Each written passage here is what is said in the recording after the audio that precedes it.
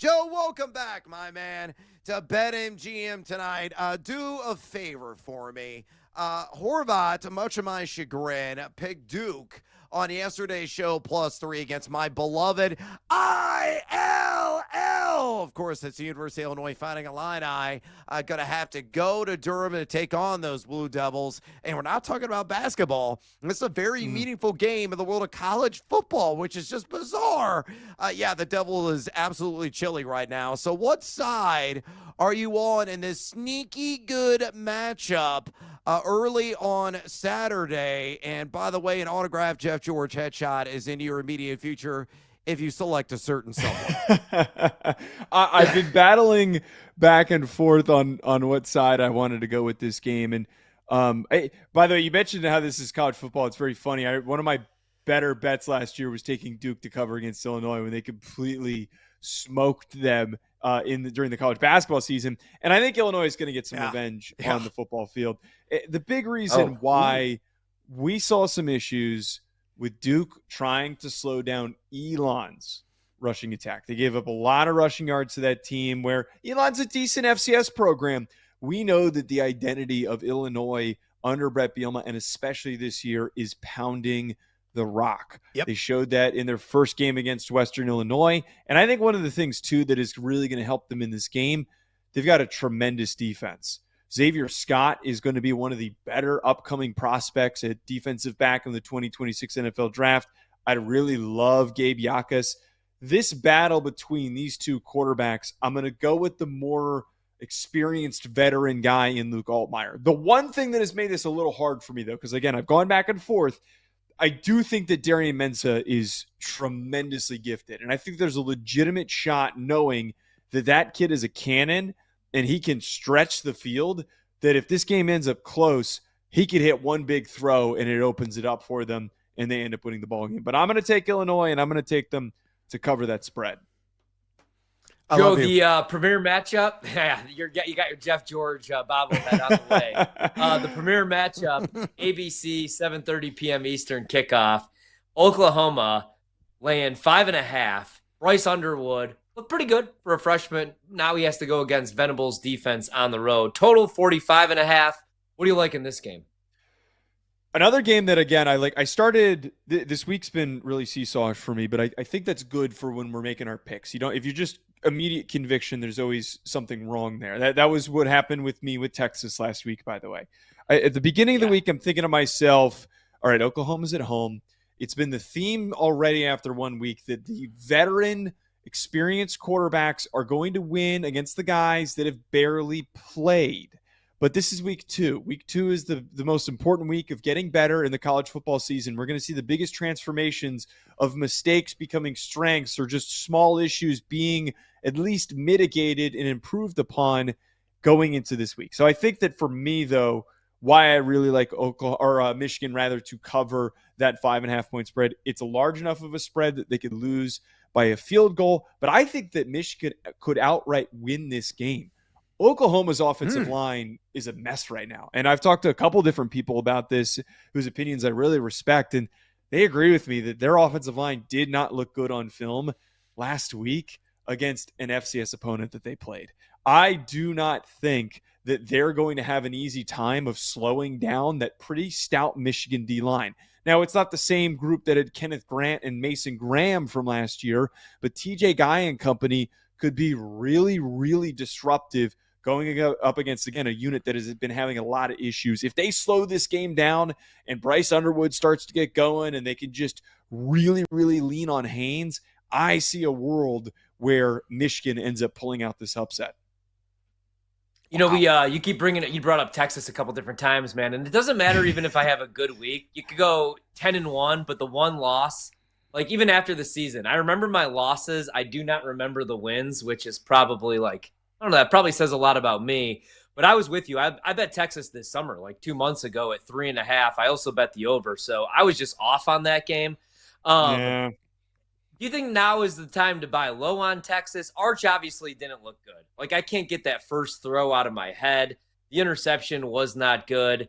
The sidearm throw, when all you got to do is set your feet and make the throw to keep the game going, didn't look good. But also he was on the road.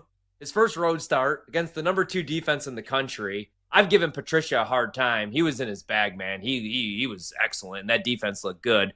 Where are you at now with Arch? Is it time to overreact and maybe he's just not all that great? Maybe he's a little overhyped, or maybe do we buy low on Texas now? I think we do buy low on Texas. And I think that you just mentioned the most important part about this that's like completely forgotten. Matt Patricia called one of the best game plans that he possibly could have. He was confusing the heck not only out of Arch, but Steve Sarkisian. They didn't have an answer. They overthought how they were going to approach that game. They tried to make Arch into this pure pocket passer when we know that he's a great athlete and he plays more freely, and he's going to play more freely when they utilize him more as a runner. And they talked about that after the game as well, that they didn't do a good enough job of activating Arch as a ball carrier. I went back and rewatched the tape, and actually on the A to Z Film Room channel, one of the channels I do video for with A to Z Sports, me and my co-host Ryan Roberts talked about how, yes, there were a lot of bad things. There were a lot of really weird, like awkward, uncomfortable throws that he made that he was pressing way too hard. But there's still some really beautiful plays that he had. Some instances where he showed some great touch, the player that we know that he can be. I think if we remove the outcome here from who he is as a player and the fact that this is a guy in his first big start of the year, first big primetime battle that he's had in his career, and he's going up against an NFL defensive coordinator, we need to tap into that to realize there's room for him to grow. Just because his first game's against Ohio State doesn't mean that is going to be the norm. I think he's going to get better, and we're going to see a different version of him at the end of the year. I just wouldn't touch him to win the Heisman. Yeah. Wow. We're talking to Joe DeLeone right now, bringing the heat here on BetMGM tonight. He's host of Ruffino and Joe Show. Make sure you follow him on X, would you kindly, at Joe DeLeone. Again, on X, at Joe DeLeone. Joe, offense should be plentiful in the border battle between Kansas and Missouri. A game that's kind of under the radar this weekend. Right now, Missouri's laying 6.5 with a total of 50.5. Break this one down and give us a bet or possibly, maybe, I don't know, 3.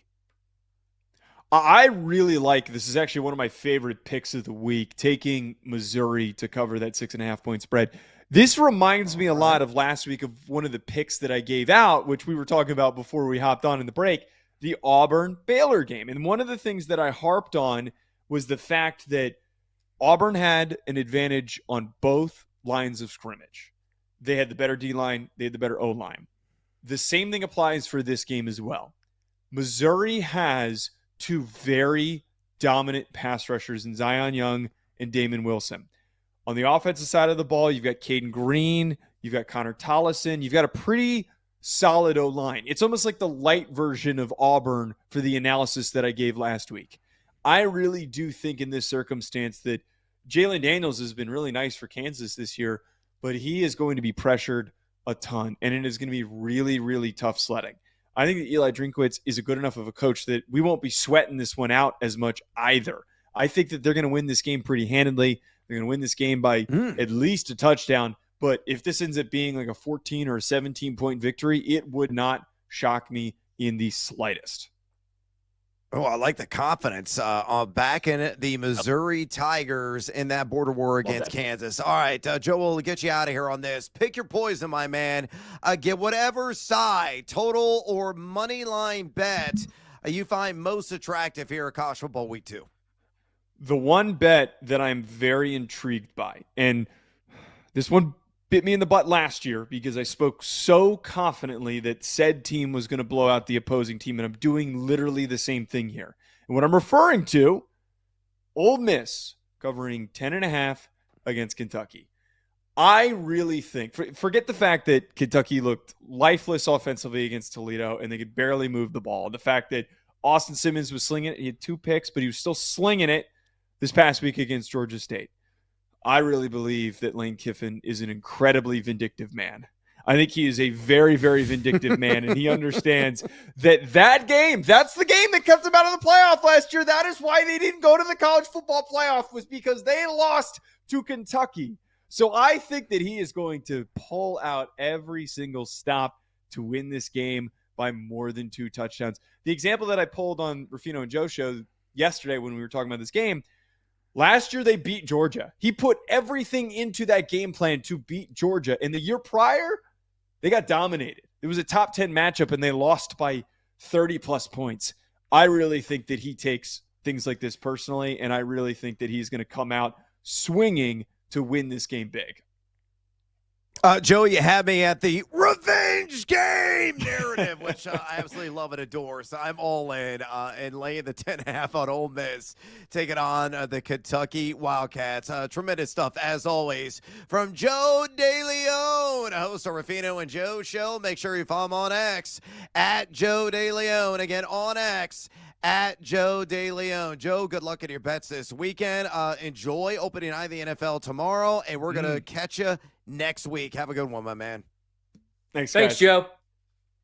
You're the man. All right, there he goes, Joe DeLeone. All right, let me get your thoughts. So, again, he is ultra confident that Missouri's going to cover the 6.5, and he's especially confident Lane Kiffin's going to open up a can on Kentucky in that revenge game narrative laying the 10.5. Out of those two matchups with a couple of SEC teams at play, which one tickles your fancy most? All right, so I lean Ole Miss. I could see the back door being open just because I feel like everybody, for that reason, revenge angle, they have the better team. I'm down on Kentucky this year. I bet the under on their win total. I don't think they win 5 games. Stoops has never had back-to-back losing seasons. I think it happens this year. But I just feel like everybody's on that one, which doesn't mean he can't win. But now that he said it, man, I got a phone call today around like noon from a buddy. And he goes, man, I had to hammer a bet. And I was like, oh, yeah, what's that? Because he's more of an NFL guy. And he goes, dude, how the hell? He's like, have you watched the first 2 Kansas games? And I have. Weeks. They haven't really played anybody, though, Brad. And he's like, how are they catching 6.5 against Missouri? And already it clicked that I should not even dive into the matchup this week, save myself the time of going back and watching Missouri from last week again and just make the bet. But now that Joe said it, that's where they have the advantage in the trenches. And just like you said with Auburn against Baylor, man, when you could just push guys around and you look like grown men against college kids, it's an easy bet. So I'm going to join them right now during the commercial break. I will actually lay the number with Missouri as well. Kansas has looked really good. Jalen Daniels has looked really good. Last year was the first season that he played over 9 games at Kansas. When he's healthy, a couple of years ago, man, he was a dark horse Heisman candidate, but I do like Missouri in this spot. I think they're going to dominate them in the trenches. Yeah, what I'm probably end up doing, quite frankly, I love playing alt markets in college football, and I love, building 2-3 leg parlays and always trying to achieve some sort of plus money. That's the goal, the end game, every single one of these constructions that I make. So what I'll probably end up doing, the alt lines are not yet posted on BetMGM. Those usually surface later in the week, on a Friday. So I'll probably take maybe Ole Miss at -6.5. Again, the standard line's -10.5. And then I'll take Missouri down from -6.5 to -2.5. And I'm somewhat confident that'll achieve anywhere between +100 to +110 in juice, and I'll let it ride. I think that's a really savvy, shrewd way of playing a lot of these bets, building in a little safety first when you're building your parlays. You don't need 6, 7, 8, 9, 10 leggers, folks. You just want to achieve some plus money because you're trying to build bankroll, because you want to get winners and not take victory laps on social media.